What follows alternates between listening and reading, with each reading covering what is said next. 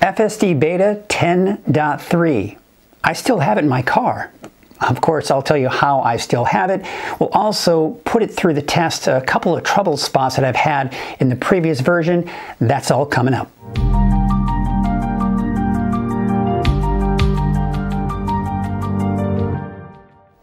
I woke up this morning and FSD Beta 10.3 was available, so I downloaded it immediately.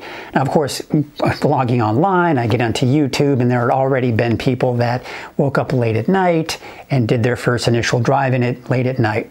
Now, a couple of things, I could be one of those people, but number one, I'm not a big fan of the nighttime FSD Beta videos. You can do those, and I think that's good to have some of those every once in a while, but I feel as though it's good to test it during the day with some traffic, all that good stuff. However, that being said, I think an argument could be said that it's a new software, it's an update, so it might be safer to do it when there are less cars on the road. So I suppose it could go hand in hand, but to be quite honest, it's quite a storm moving through Northern California right now, as a matter of fact. So it was raining heavily last night, still raining here this morning, but I wanted to make sure we had a little bit of daylight before going out and putting it to the test. But before we get into that, there actually ended up being some drama associated with 10.3, and I'll let you know what I'm talking about.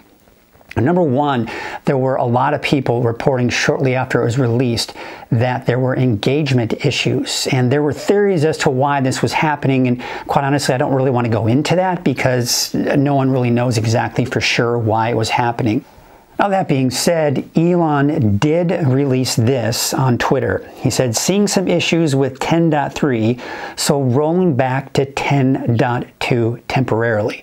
Well, that sounds great because that's still FSD Beta. It was just the previous version, and I think none the wiser, right? But here's the issue. They ended up pushing 10.1 instead. So that was pre-FSD production, and the problem with that is that meant people were losing FSD Beta, including the original FSD testers. So this was quite an interesting release here. Now here's the thing. So I had it. I noticed the software update. It was rolling back. But I saw that it was rolling back, and I was a little concerned, and I decided to hold off. And in fact, I actually had to run some errands, so I thought, maybe when I get back from running errands, I'll then upload that data or download, that is, that software update. When I got home, I checked my app, and I checked the car, and that update was no longer available. But as I got on Twitter, then I noticed everyone had been rolled back to basically losing FSD Beta. So I'm kind of glad that I didn't download that, I guess, that rollback, but at the same time, I've still got 10.3, which has apparently a lot of bugs in it. But I'll be honest with you, I haven't noticed any of those bugs. So we'll see what happens with this. This is going to be a video about 10.3 before all of this drama happened. It happened after I did all these tests. So let's get right into it. Now, the first thing I want to show you here are some release notes. Now, these release notes, it's interesting because I'll be honest, some of these things had gone over my head, so I don't really want to go too much into the release notes, but I've got them all right here for you to take a look at. And of course, if you have FSD Beta, you can check this in your car, but you can pause this and kind of go through it a little bit more thoroughly if you want, but really nothing too much to really take note of here when we take a look at this. You can, I guess it's kind of neat here is the Fsd Profiles, which we'll go to here in a second. So there are also some mobile app improvements. You can now adjust charge current. Of course, this is outside of FSD Beta, obviously. Scheduled departure or scheduled charging at your car's current location from the Tesla app. And also Auto Park. This is kind of a neat update. I actually never did test it, but Auto Park now identifies perpendicular parking spots using painted markings and road edges. If you remember in the past, you really couldn't auto park if there were not cars on either side of you. But now it can actually use the painted markings and road edges to park in a spot. So that's a pretty significant improvement because now you can park at any time and not have to worry about there being cars on either side of you. Okay, so here are the 3 different full self-driving beta modes, and what you've got here is a profile, right? So you've got chill. Now in this profile, your Model 3 will have a larger follow distance and perform fewer speed lane changes. Pretty basic here. Now we go into average, which I actually put mine at. I set mine at average. Now in this profile, your Model 3 will have a medium follow distance and may perform rolling stops. Not a big issue. I think a lot of people are familiar with rolling stops and do that quite frequently.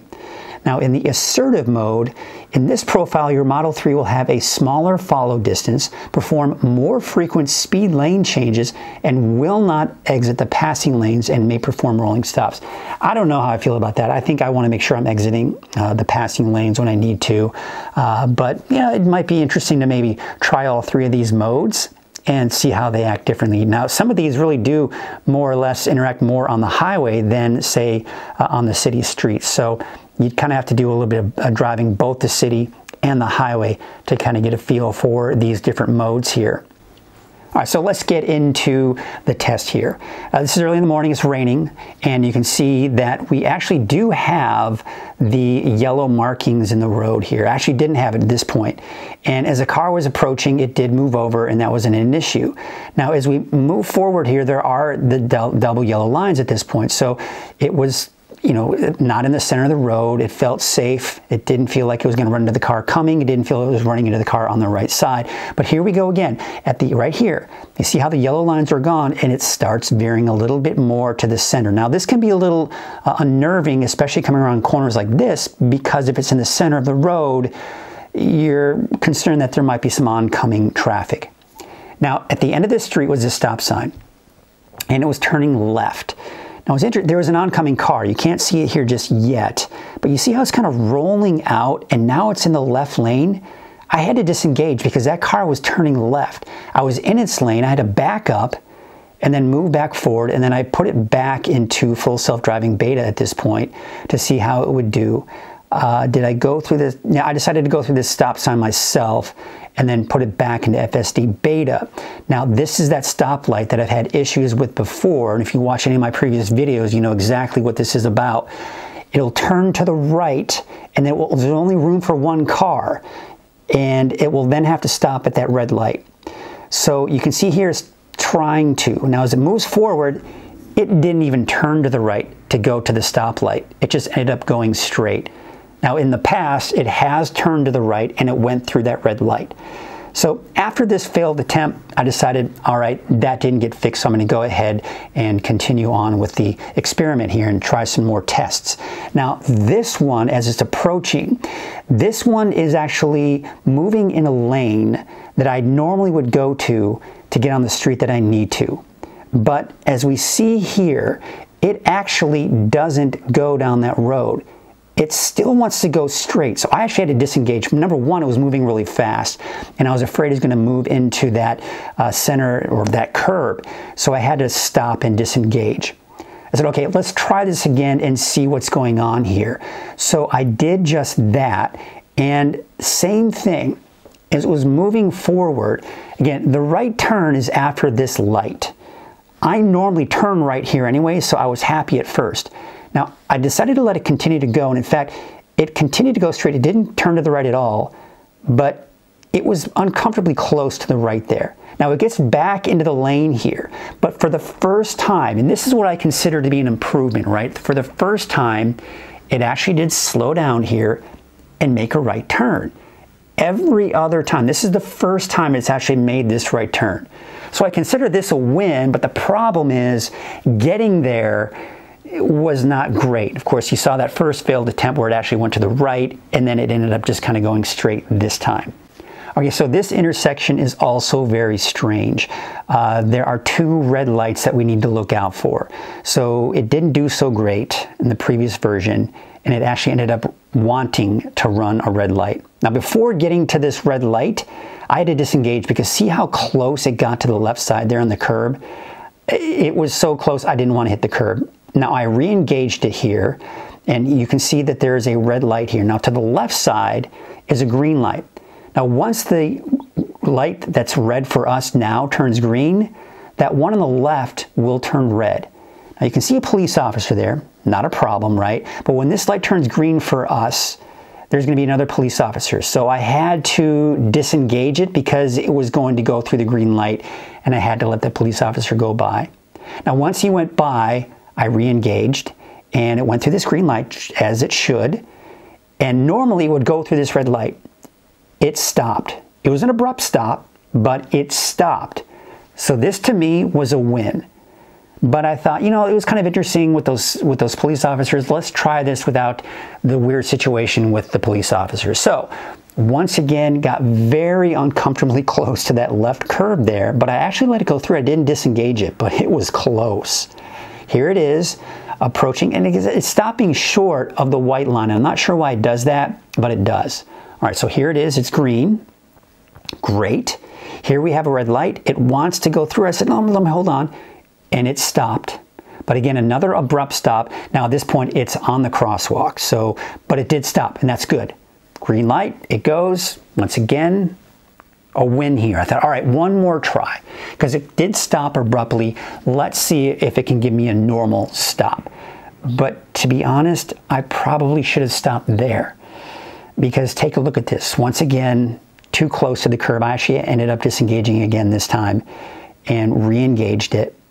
Here we have the red light. Now you can see these cars going through, once again stopping short of the white line. Now again, I'm not quite sure why it does that, but it does nonetheless. And we're going to wait for it to turn green. So once again, there you can see that green light turning red. That means that our light is going to turn green. So it turns green. Now here's what's interesting.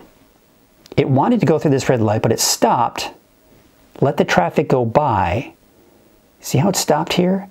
And then it starts creeping forward as if it's going to go through the red light again.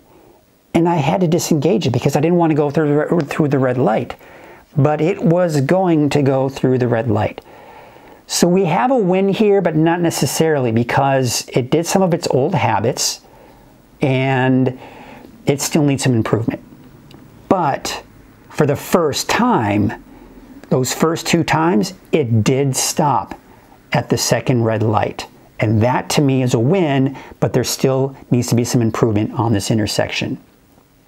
Now, with this intersection here, the problem, remember in the past version, is that it wanted to turn left at this pretty basic intersection. You can't, well, you can turn right if you're in the right lane, but you cannot turn left. That's all one way. In fact, you can even see the do not enter sign. What it's done in the past is it's always wanted to turn left into the one-way street. In this one, you can see the line in front of the car. It actually wants to veer off to the right. So as the light turns green, what we see happen is it doesn't turn left, and it veers to the right. Now it turns to the right in the middle of the intersection. Some people have issues with that. It's legal in California if it's safe, and it was safe. But to me, that was an unusual movement because it did have to turn left anyway, so it ended up going back, as you can see here, into the left lane. So I thought, all right, let's give this another try and see what happens. So we did that. We get to the red light here, and it stops as usual. Now what's interesting about this one is it wanted to take that same path. You can see it wanted to kind of veer off to the right. So instead of going straight in the left lane, it wanted to, in the middle of the intersection, go into the right lane. But here's the issue. You see that car to the right of me? That eventually does become a problem here. So let's let this traffic go through, and I'll show you what I'm talking about here. Because again, you see how that line wants to have it veer to the right? It won't be able to do that because there's a car to the right of it. So what ends up happening is it takes a left, or wants to take a left turn. I had to take over, and I went straight from that point. So once again, improvement, a win for the most part, but also we went back to some of the old habits because there was a car on the right side, so it ended up wanting to turn to the left. So here's another roundabout situation, and in the previous version, the first time I attempted this roundabout, it actually did fine, and it went around the roundabout just fine without any problems. But every time after that, it couldn't quite make it. Here's another attempt in 10.3, and it's attempting, and it just can't quite make it, so it ends up going straight here instead. I didn't want to really want to try this one again. I figured it's probably going to fail again. But on my way home, this is another road that I've had problems with 10.2 really for the most part, almost 100% of the time. Coming up here, instead of going straight and veering to the right, to the left, it would veer to the right. This time, it didn't do that. Perfectly smooth, went straight through and didn't veer off to the right there and then correct itself. Now, another thing that I found interesting here is this. Unfortunately, my GoPro stops recording at this point, and you'll see here though, but you see how it's now a little bit kind of veering off to the right instead of on the left side. So there seems to be a little bit of improvement where it's not on the left side of the lane to make a right turn. It's kind of veering a little bit more to the right, so we are seeing some improvement there. So once again, as we take a look at this footage here, you think to yourself, oh man, it just made too many mistakes. It doesn't seem like there's any improvement. But I really do need to stress that there was improvement. I was testing things that it's failed in the past, so I was already setting it up for failure. But the good thing is we did see improvement in all of them. It actually performed quite well. Is it perfect? No. Are we going to have a software update and we're going to go, oh my gosh, everything's solved and everything's solved, it's great? Not necessarily. But we are seeing improvements with each software update. And of course, this is my first update since my first experience with it. So I'm probably going to start to see more and more improvement as we go over time and get more and more updates. I'm going to be probably doing some more testing through the week with this and do some more fair testing, if you will, when it's not raining, and see if it performs better on some of these trouble spots that I have in town, and see if we have any kind of improvements here. So we'll keep testing it, and we'll keep producing videos here for you so you can kind of see how it performs. But again, I don't want this to be one of those videos where you think, oh, it's terrible, it's a terrible... No, because again, yes, it made mistakes, but it also improved upon those mistakes from the previous version. So there are advancements, there are improvements. It is happening. It's just when you set something up for failure, a lot of times you're going to fail. So that's always nice, that when you set it up for failure and it actually doesn't. And it didn't a few times, but it did a few other times as well. So I could go on and on about this, but thank you all so much for watching. And of course, you know the drill. Like, subscribe, and stay positively charged.